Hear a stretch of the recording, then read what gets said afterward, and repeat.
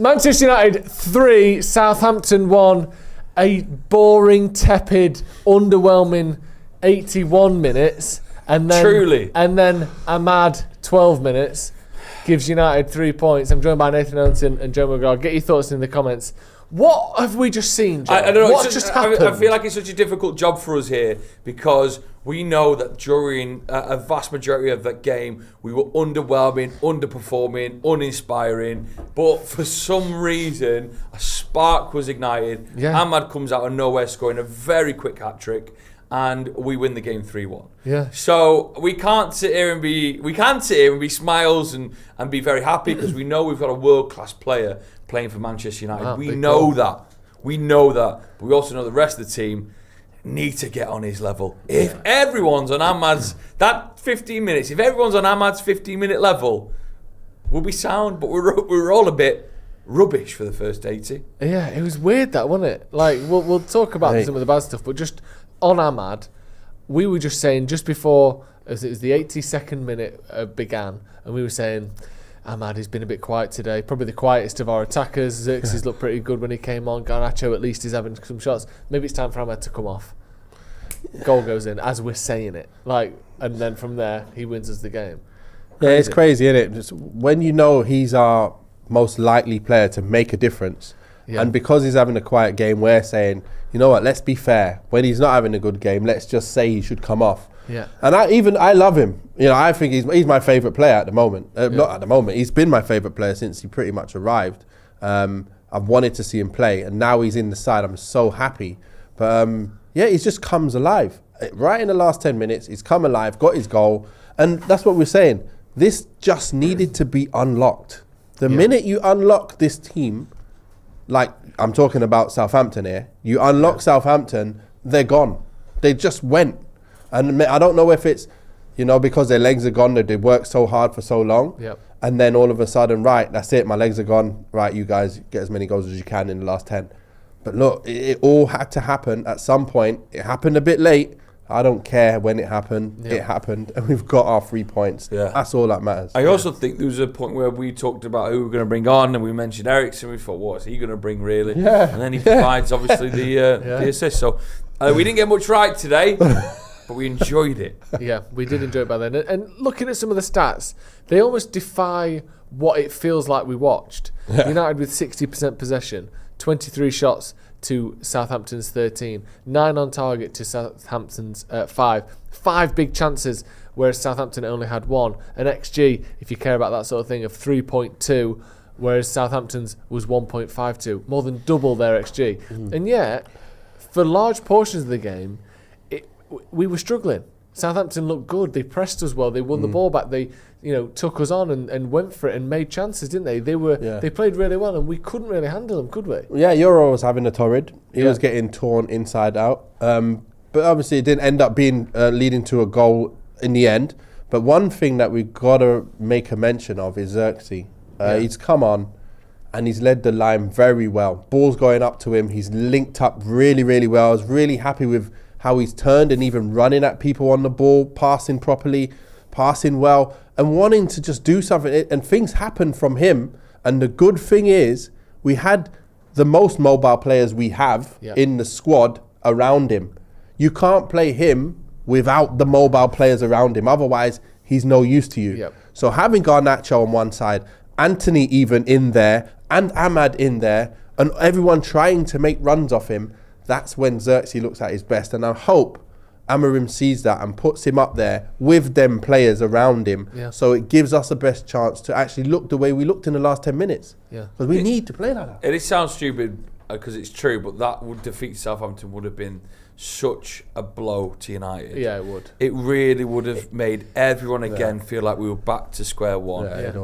So we've just got to be positive. We know there's still a lot we can work on, but just take that win, and we got a superstar in our squad. It's amazing, isn't it? Like you said there, Joe. We were talking before the game. The one thing we wanted to see, and I was almost certain we would see, was a real blister in opening 10-15 minutes. Because I thought the momentum that we've built up from the draw against Liverpool, the win against Arsenal, if nothing else, we'd come out and for the first 10 minutes, Spurs, Wow. Not Spurs. Not Tottenham or Spurs. Southampton wouldn't be able to handle us. Yeah. I thought they'd be on their back foot. I thought we'd be passing through them. I thought we'd be driving at them.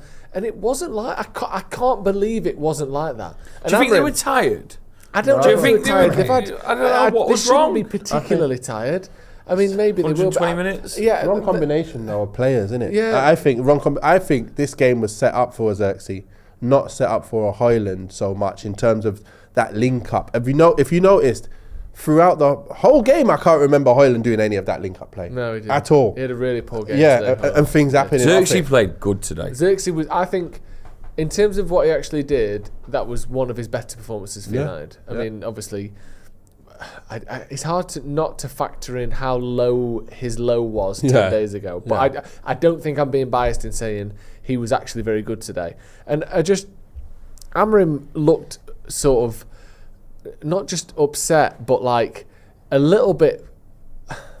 I don't know what the right word is. He obviously doesn't look like he's giving up, but there was an element of he was dejected. He was so down when we were 1-0 down, 60 minutes in. Southampton with a better side, and he looked gutted. Yeah. But luckily, and I say luckily, it's a testament to his sort of strength and character and managerial ability that his subs made the difference. Yeah, Xerxes made us better. Ericsson made us better and got the assist. Yeah. Maguire came on, and all of a sudden their winger that was terrorising Yoro isn't terrorising Delict, who gets pushed out there. Maguire looks solid in the little involvement that he had, but he changed things. He brought Collier on for Ugarte, which we all kind of raised an eyebrow at because Ugarte's been one of our better players.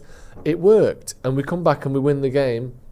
And whether there was a bit of luck involved, whether it was Southampton running out of legs, whatever it was, sometimes that little bit of luck is what you need as a new manager, especially if you want to cement these last two performances against Liverpool and Arsenal. They could just mean nothing now. If we'd have lost that game today, we'd almost have forgotten about them, and it'd be fury, anger, sell everyone, we're back to where we were. And instead, it's another step towards we're improving. We had to do it a different way. We had to work hard and we had to fight, but we got the win. Let's talk about Ahmad a little bit, because I thought he wasn't having a great game. I thought it might be coming off, and instead, Joe, he comes and he wins us the game. He wins the game in 12 minutes. I think that's what we were talking about. The build-up is there's certain players that have that in their locker that we just need to hold on to. There was talk before the kick-off that Garnacho might go and what we might sell him for.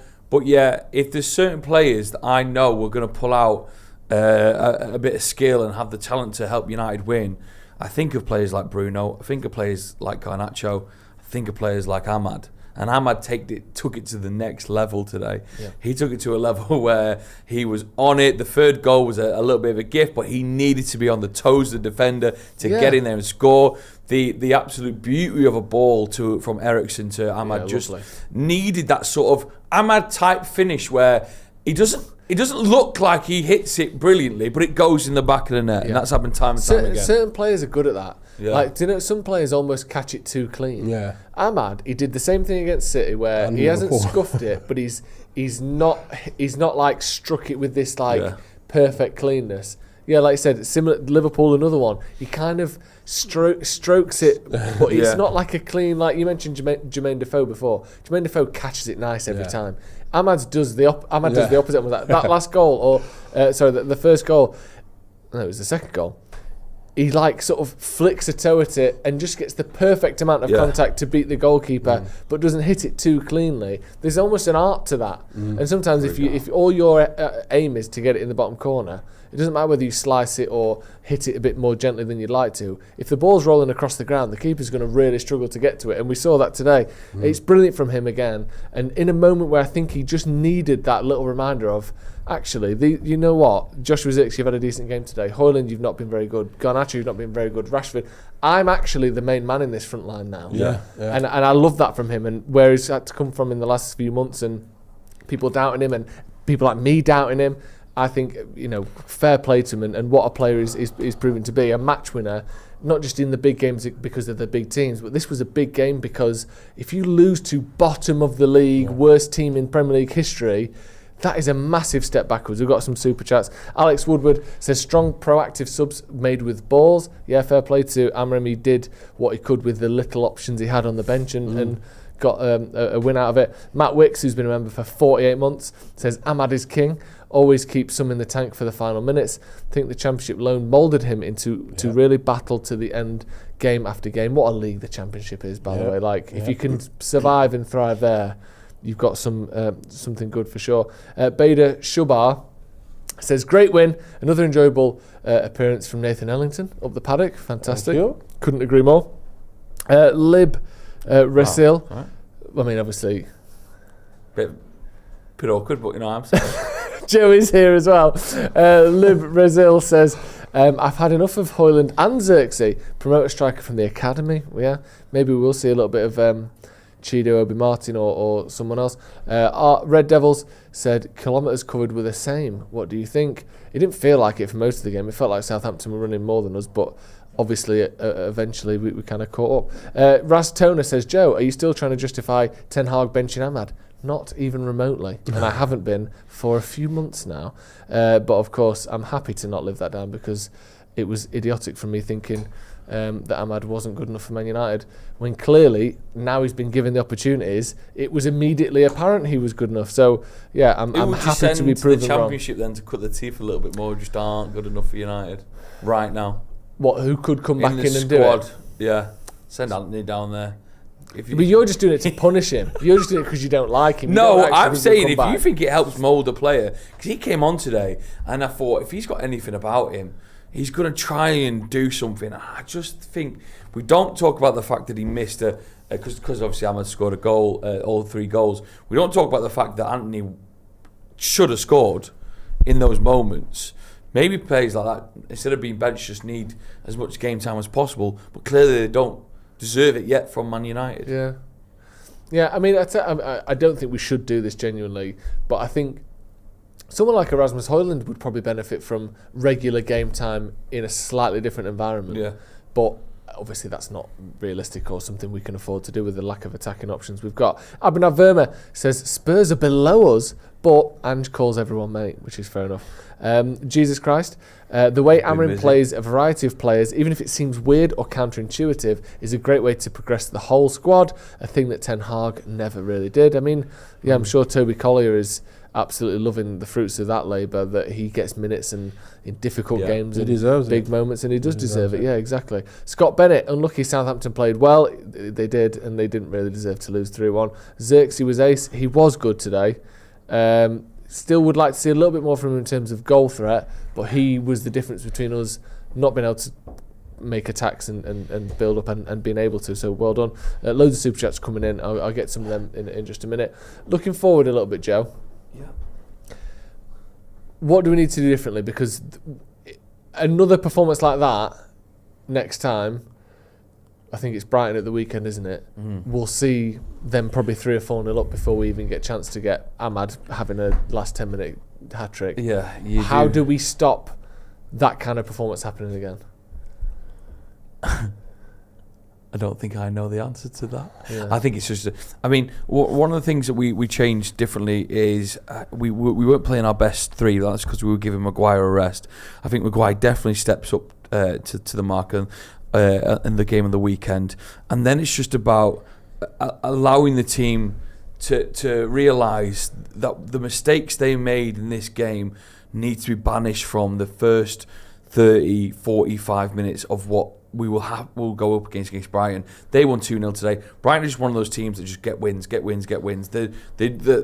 can provide something special now and again, but they're just a good, well-drilled, well-oiled team who will come to United, who will look at Southampton and what they did in the first 45, in the first 70 really, because there was moments in the second half where they could have scored, and they'll try and take advantage of that. We need to be complete control from the get-go. So is that allowing us to play players, that control the game a little bit more in the midfield, to enjoy the ball a little bit more, to just put it on them straight away. Yeah. Go at Brighton straight away. It felt like we allowed Southampton some of the ball. Let's just try, push forward, go high up, really give Brighton a bit of a shock, and know that we've learned from our mistakes at Southampton. Can we do that? I don't know, because I really see a different United team start the game every week. Yeah. Liverpool, we were great. I thought we did really well in that first half. Arsenal, again, a little bit different. They got into it a little bit, but then we had that brilliant first goal from Bruno. And today, completely different team showed up in the first half. And there's a stat. We need to nail the first half, essentially. There was a stat that United have scored the least goals in the first half of games of anyone in the league. Only 3 goals in the first half.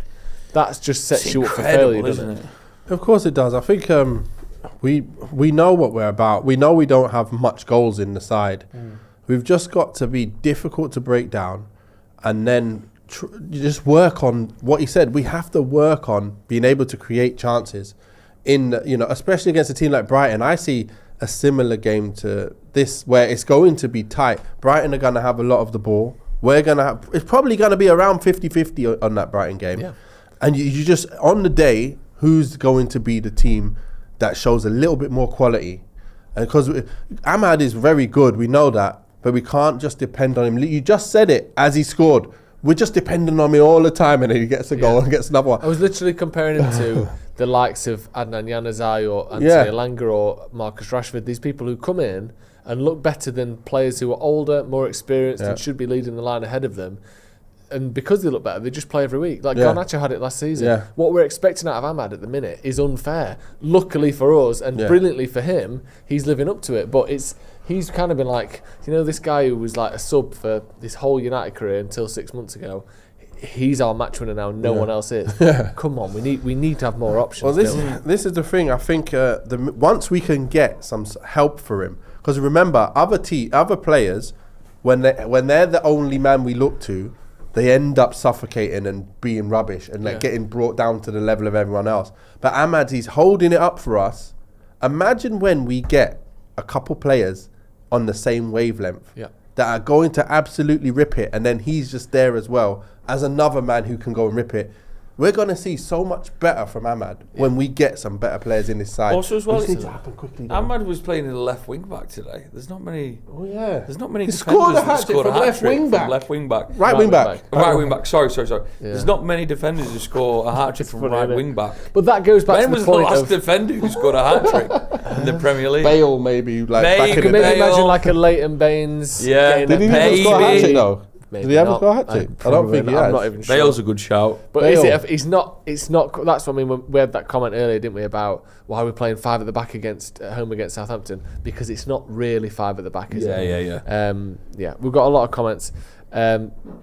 He's like part of a 4 in midfield, isn't it? Really? Yeah. Kind of, yeah. And then like Mazraoui's the defender, the extra one, and then he's like part of that 4, like on the right side, that kind of go more, attack more. So Neo Wolf says, going into a meeting about a new job, totally different mood than what I thought I was going in with. Love that. United winning, just giving him extra juice in the meeting room. Good luck, Neo Wolf. Aminor Rashid says we need to talk about Yoro horror show. I mean, Lenny Yoro today looked like a 19-year-old inexperienced centre-back, didn't he? Yeah, getting torn to shreds by a player who's got proper pace, and he'll be loving that. But he'll learn a lot from this. He should learn a lot from this. Going right, I don't need to be that tight, does he? It was quite.